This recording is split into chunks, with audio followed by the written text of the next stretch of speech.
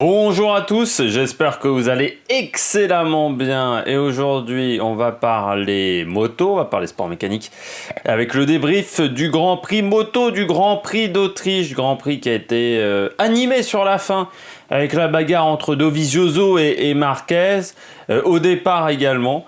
C'est vrai qu'on a eu un petit moment, un peu de mou, un peu de flottement on va dire entre le 10e tour et le 20e tour où il ne s'est pas passé grand chose, mais ça a quand même été un Grand Prix intéressant, c'était quand même plus passionnant que certains Grands Prix de Formule 1. Je ne parlerai pas du tout du Grand Prix de Hongrie ou du Grand Prix de France. Et donc c'est l'heure de faire le bilan de cette manche du championnat du monde, en commençant par le bilan des Français. Alors bilan des Bleus un petit peu particulier parce que on ne va parler que de Fabio Quartararo, on fera une vidéo spéciale sur Johann Zarco pour une raison simple. Johann Zarco a annoncé qu'il quittait KTM en fin de saison, donc on va faire une vraie vidéo, je pense, d'une dizaine de minutes sur Johann Zarco. Donc on va se concentrer principalement sur Fabio Quartararo. Johann Zarco a fait, je pense, son Grand Prix le plus intéressant avec une 12e place, je crois me rappeler. Voilà, Grand Prix le plus constant de la part du Français, mais on passe tout de suite à Fabio Quartararo. Fabio Quartararo, bon week-end pour le Français, et pourtant c'était un circuit qui n'était pas évident pour sa machine, la Yamaha, pour une raison simple. La Yamaha que possède Fabio Quartararo a 400 tours de moins que le modèle usine, que le modèle que possède Rossi ou Vignales, qui est déjà moins performant que le moteur Honda et que le moteur Ducati. Autant dire que face à Dovizioso, en ligne droite, c'était pas loin d'être un carnage. Fabio, bon en qualification, deuxième, encore un gros chrono, il met quand même à son équipier, je regardais en qualification, lui tourne en 1.23.4, ce qui est un très bon chrono, quand son équipier ne tourne qu'en 1.24.2, donc quasiment une seconde. Il y a 8 dixièmes, voilà, précisément entre les deux. Donc, en moto, c'est un gouffre, 8 dixièmes. En course, pareil, il est largement devant son équipier. Très, très bon Grand Prix de Fabio. Il mène en début de course quand au virage 2, virage 3, pardon. C'est pas le virage 2. À chaque fois, je dis que c'est le virage 2, c'est le virage 3 sur un ring où il y a une attaque de Dovizioso Marquez et voilà, les deux se gênent et ça permet à Fabio d'en profiter. Il va mener le Grand Prix pendant un tour et demi, pas beaucoup plus, parce que les deux motos derrière lui sont bien plus rapides, mais ensuite il a eu un rythme constant, toujours devant Rossi qui a même fait des erreurs en essayant d'aller le chercher, donc qui n'a jamais pu prendre la 3e place. Vignales non plus, gêné par Rossi. Pareil pour Rins qui n'avait pas la puissance moteur suffisante dans le cas d'Alex Rins pour aller chercher Fabio Quartararo, encore devant son équipier en course. Très bon Grand Prix, il prend des points également pour son équipe au classement des équipes indépendantes, il prend des points d'avance au classement des meilleurs rookies, mais alors là il est largement devant Fabio Quartararo au niveau du classement des débutants. Très bonne course, pas grand chose à dire, pas d'erreur, bonne gestion des pneus également pour Fabio, mais c'était peut-être un peu plus facile avec les 400 tours en moins.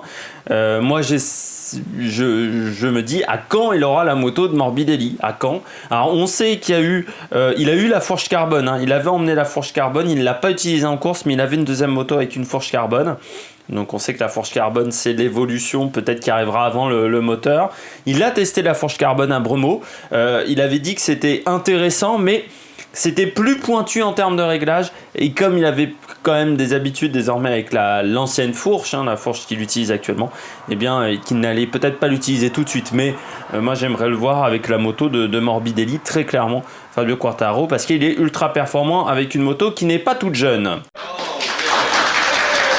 On passe au pilote au top et on commence avec Andrea Dovizioso, vainqueur Dovizioso de cette course. Très bon Grand Prix de Dovizioso, grosse bagarre avec Marc Marquez en qualification. Il avait pris déjà une belle 3e place, c'était la meilleure qualification depuis quelques courses déjà pour Andrea Dovizioso qui n'a pas été souvent en première ligne cette saison, à part du côté du Qatar.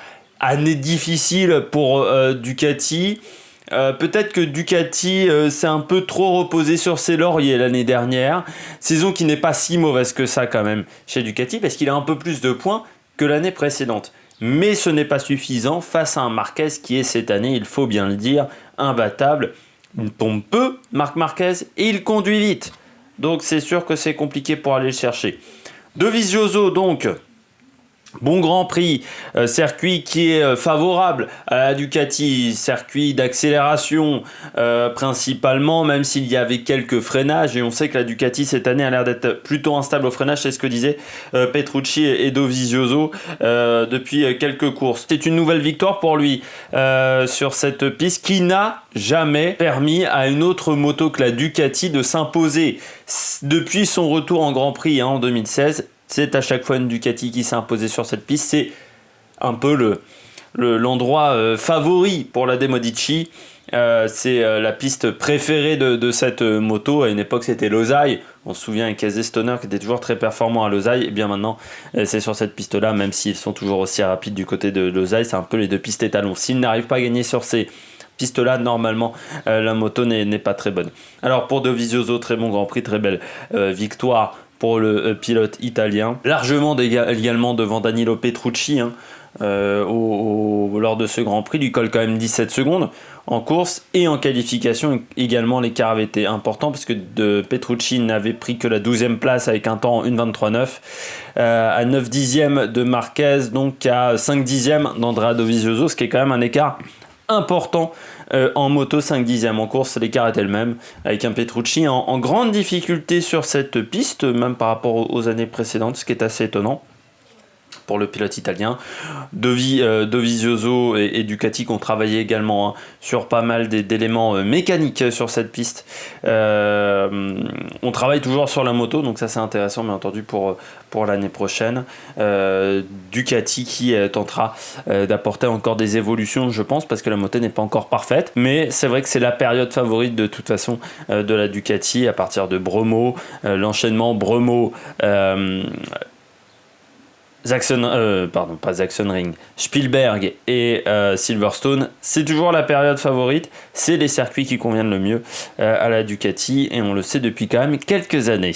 Deuxième pilote au top, Marc Marquez, toujours 58 points d'avance au championnat, il en avait 63, il en perd 5, bien entendu, il ne gagne pas, c'est son dauphin qui gagne au championnat. Malgré tout, Marc Marquez, bon week-end, pole position, c'est sa 3e pole position sur cette piste de la Ring, et pourtant, enfin du Red Bull Ring à un ring, elle a eu des multiples noms cette piste, et pourtant, il ne s'est pas encore imposé sur ce circuit. C'est le seul circuit qui lui résiste, c'est la seule piste du championnat du monde sur laquelle il ne s'est pas imposé. Il s'est imposé sur tous les autres circuits en championnat du monde, sauf le circuit autrichien. C'est un peu pareil pour Rossi, parce que je crois que Rossi ne s'est jamais imposé non plus sur cette piste autrichienne. Bon, sinon, après Marc Marquez, il mène pendant une partie du Grand Prix. J'avais l'impression qu'il a un peu surchargé son pneu arrière. C'est ce qu'il disait en interview d'après-course, qu'il n'avait pas pris le bon pneu arrière, qu'il avait une moto qui glissait pas mal de l'arrière. C'est vrai que son pneu semblait pas mal endommagé. Peut-être qu'il n'a pas voulu prendre le risque du pneu soft, parce que le pneu soft ne s'était pas très très bien comporté à Bremo. Et pourtant, c'était peut-être ce pneu-là qu'il fallait prendre, avec des conditions de piste qui étaient assez fraîches sur la piste autrichienne, même s'il n'avait pas de pluie lors de la course Moto 2, alors de la course Moto Grand Prix, pas Moto 2, du côté de Marc Marquez. Mais voilà, une petite déception quand même, on le sentait du côté de l'Espagnol, surtout du côté de son équipe, d'Alberto Puig et de ses ingénieurs, de ses mécanos à l'arrivée. Bien entendu, ils auraient voulu encore gagner, ils auraient voulu s'imposer sur cette piste, ce qui leur résiste encore une fois. Prendre 5 points en plus au championnat, monter l'avance à 68 points. L'avance est de 58 points. Donc voilà, petite déception, mais bonne course quand même de la part du pilote espagnol, et on attend encore des bons grands prix de la part de Marc Marquez. Dernier pilote au top ce week-end, Miguel Oliveira, le pilote Tech 3, le pilote portugais, ancien pilote de Moto 2. Miguel Oliveira, très bonne saison pour le pilote portugais, très bonne course, mais très bonne saison en général. C'est vrai qu'il n'a pas forcément la moto la plus simple, contrairement à un Pecco Bagnaia ou même un Johan Mir. Il a une moto un peu plus difficile, la KTM, dans une équipe Tech 3 qui ne maîtrise pas encore la KTM. L'équipe Tech 3, c'est leur première saison avec les Autrichiens, eh bien, bonne saison de la part de Miguel Oliveira qui domine totalement son équipier à FIS Siafrin, qui arrive souvent à être devant Johan Zarco à quelques occasions également, ce qui est intéressant quand on est dans l'équipe satellite par rapport à l'équipe officielle. Miguel Oliveira également, bon Grand Prix, bon week-end en général pour Miguel Oliveira, toujours quasiment dans le top 10. Sauf en qualification pour Miguel Oliveira, un peu moins bien en qualification, simplement 13e à la plus mauvaise place de la première partie des qualifications, 3e, donc il n'a pas pu aller en Q2, contrairement à Karl Crutchlow, pardon, et c'était Nakagami, non, je ne sais plus qui était en Q1, je remonte ma petite fiche, c'était Crutchlow et Bagnaia, bah là, qui sont passés par la Q1. Donc bonne qualification pour Miguel Oliveira, ça doit être même sa meilleure qualification de la saison, mais décevant parce que voilà, on l'avait vu pendant tout le week-end, plutôt dans le top 10, et bah en EL3 ça passe pas, et puis en qualification, mauvais samedi au final pour Miguel Oliveira, donc un peu dommage. Par contre en course il a été excellent, il dépasse Danilo Petrucci, il dépasse son équipier Paul Espargaro et Karl Crutchlow qui se sont rentrés dedans. Ça c'est clair et net, mais il fait un très très bon Grand Prix. Il arrive à conserver l'avantage par rapport à un Franco Morbidelli. Il est également devant Nakagami qui a fait une course assez moyenne par rapport à sa qualification, le pilote japonais, mais bon Grand Prix pour Oliveira qui marque des points. Mais ça, on reviendra sur la vidéo sur Johan Zarco pour peut-être prendre la place officielle chez KTM l'année prochaine pour le pilote portugais. Mais c'est clair et net qu'il fait une excellente saison. Lui qui est suivi par KTM depuis déjà de nombreuses années. Il était l'année dernière dans le team Ayo, qui on sait le team un petit peu officiel du KTM en Moto 2 et en Moto 3. Donc bonne saison de la part de Miguel Oliveira. On attend qu'il répète encore ses performances, peut-être d'être un peu plus constant sur la suite de la saison pour le pilote portugais. On passe au bonnet d'âne et on commence avec Jack Miller. Week-end difficile pour Jack Miller, hein, le pilote australien. Week-end difficile, qualification plutôt bonne, mais sur un circuit Ducati, on aurait pu s'attendre à mieux. 8e, il a déjà fait mieux, Jack Miller. Il a déjà fait des premières lignes dans sa carrière, même des pole positions. Donc 8e sur un circuit qui convient bien à la Ducati. C'est un petit peu une déception, pardon. Surtout que bah voilà, il y a des rumeurs insistantes sur sa place chez Pramac, lui qui fait un peu le forcing pour avoir une moto de l'année avec les évolutions de la saison. Donc voilà, un peu une guerre entre Ducati et Jack Miller au niveau du contrat. On le sait, c'est un petit peu le fil rouge de cette saison des transferts avec Nakagami et Honda. C'est un petit peu les deux qui sont en opposition avec le constructeur qui leur fournit des motos. Jack Miller en course, c'était rapide, ça a duré 3-4 tours. Il fait une erreur, il en fait un peu trop. Comme souvent, quand il est sous pression, Jack Miller, il surpilote un petit peu. Il va falloir qu'il travaille ça, le pilote australien, trouver des solutions pour arrêter ce surpilotage qu'il commet assez régulièrement, le pilote australien, surtout quand il est un petit peu en difficulté. Donc dommage pour le pilote Prama, et surtout ça ne va pas faire les affaires de son équipe au niveau du classement indépendant, mais on reviendra là-dessus en fin de vidéo, mais surtout pour lui par rapport aux opportunités qu'il pourrait avoir dans les mois à venir au niveau de contrat, par exemple chez KTM, mais on reviendra là-dessus sur la vidéo sur Johan Zarco. On continue avec Aprilia, week-end catastrophique pour Aprilia qui les enchaîne. Aprilia, les week-ends assez mauvais, on n'avait pas trop parlé dans les précédents débriefs et pourtant c'était déjà pas beaucoup mieux. La saison de toute façon d'Aprilia est difficile avec des résultats vraiment en demi-teinte, à part quelques courses, une course où Iannone avait fini dans le top 10 et quelques autres courses où Alex Espargaro a été un peu moins en difficulté, mais là sur le circuit autrichien, ça a été très difficile. Ils sont dans les points, les deux pilotes, 14e et 15e, mais surtout parce que 14e pardon et 16e, Iannone n'est même pas dans les points, les derniers, il y a un tour, Iannone, catastrophe pour Iannone, lui qui s'était imposé il y a 2 ans sur cette piste. Ça a été une catastrophe pour Andrea Iannone. Grand Prix difficile pour les Aprilia qui finissent quand même à 34 et un tour. Le seul pilote qui est qui est derrière Alex Espargaro, c'est Karel Abraham, qui est quand même pas le pilote le plus impressionnant du tableau. Il profite surtout des abandons de Tito Rabat, qui était devant les deux Aprilia pendant une grande partie du Grand Prix, de Jack Miller, de Paul Espargaro, de Karl Crutchlow, ce qui leur a permis d'entrer dans les points. Mais à la régulière, normalement, ils n'auraient pas dû finir dans les points. Et la moto n'est toujours pas facile à piloter, toujours assez instable en sortie de virage.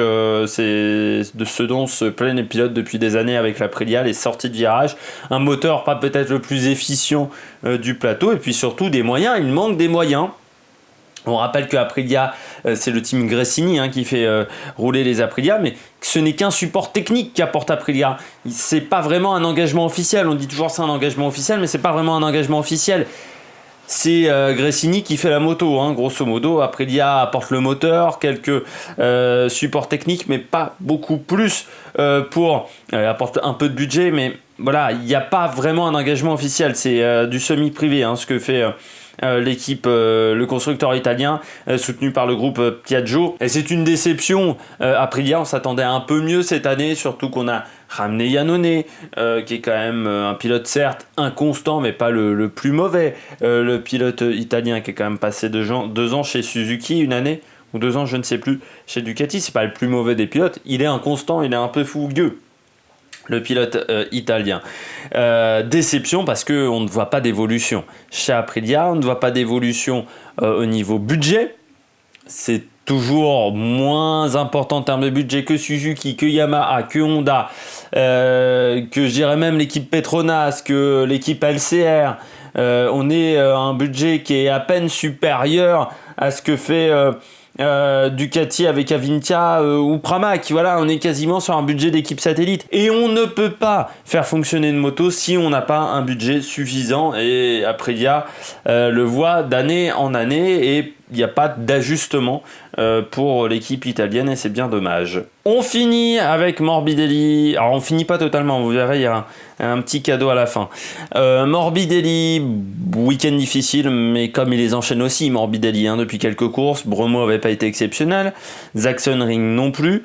Dominé par Quartararo depuis 4-5 Grands Prix, ça c'est clair et net. Je crois qu'il faut revenir au Mugello où les deux pilotes étaient assez proches. Sinon, depuis, c'est une domination de Fabio Quartararo. Et là, en plus, sur cette course, Morbidelli ne s'est pas qualifié en Q2. Déception pour le pilote italien. Simplement 14e sur la grille de départ. Un chrono largement en retrait, 8 dixièmes, je le répète, par rapport à Fabio Quartararo. En course, là encore, net retrait pour Franco Morbidelli, simplement 10e à 14 secondes de Fabio Quartararo. En course, c'est énorme. C'est énorme, l'écart de performance entre les deux pilotes, surtout qu'ils n'ont pas la même moto. Morbidelli a une moto qui se rapproche beaucoup plus de la moto usine que celle de Fabio Quartararo. Donc déception de la part de Morbidelli depuis le début de saison, je ne reviens pas là-dessus. Pilote qui m'a déjà déçu de manière assez importante chez VDS. J'attends mieux, beaucoup mieux de Morbidelli et j'ai l'impression que Yamaha aussi voudrait que Franco Morbidelli fasse beaucoup mieux. Et j'ai peur que le pilote italien soit un espoir qui ne confirme jamais, comme ça a été le cas pour quelques pilotes Moto2 qui n'ont jamais vraiment confirmé en catégorie Rennes.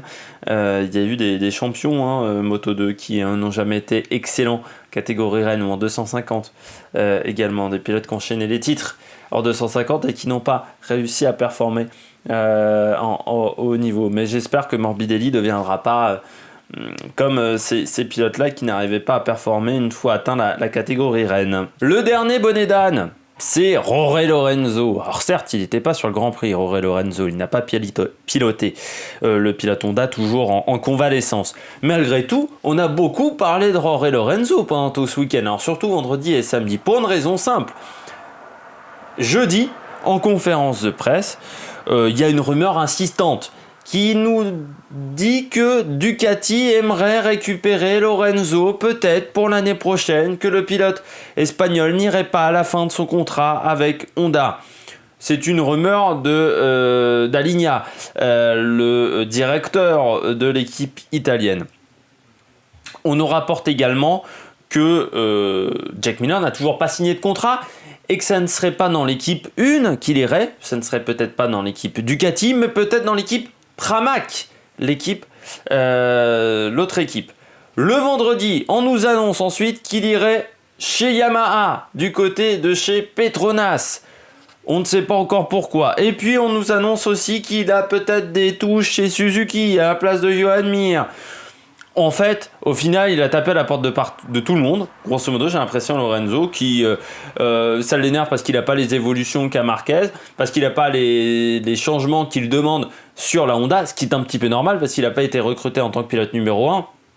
Mais en tant qu'adjoint, on va dire, de Marc Marquez, surtout là, pour aider le pilote espagnol et prendre des points au classement constructeur, ce qui n'a pas vraiment été le cas pour le pilote espagnol depuis le début de saison, parfois même malmené par un certain Stefan Bradl sur certaines pistes, le pilote d'essai allemand.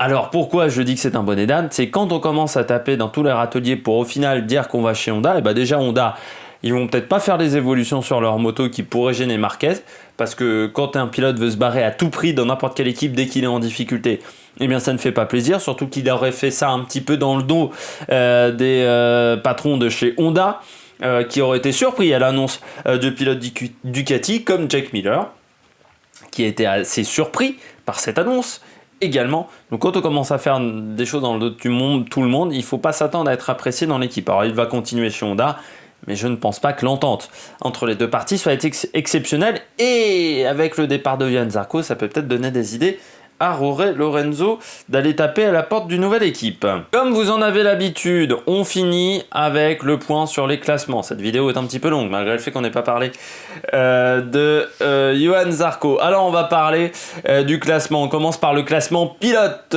et on commence avec le leader du championnat, Marc Marquez. Donc voilà, 58 points d'avance sur Andrea Dovizioso.